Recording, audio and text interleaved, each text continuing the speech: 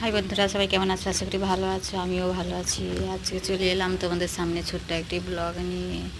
যে দেখো, কালকে রাতে তোমাদের দাদা ভাই ইলিশ মাছ কিনে এনেছিল, ফ্রিজে রেখে দিয়েছিলাম। এবার দুপুরে রান্নার সময় পার করবো, দেখি মাছগুলো কেমন আছে। এই দেখো, ফ্রিজটা এত ঠান্ডা, ধোঁয়া বার হয়ে যাচ্ছে।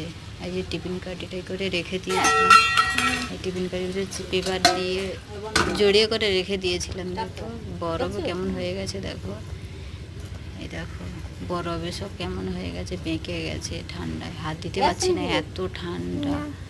আর এগুলো দেখো, এগুলো 1 কেজি 300 মাছ, কালকে কিনে এনেছিলাম মার্কেট থেকে। এই দেখো বরফ কত, দেখো বরফ কেমন জমে গেছে, আর মাছগুলো কেমন ঠান্ডায় বেঁকে গেছে, হাত দিতেই পারছি না, এত ঠান্ডা।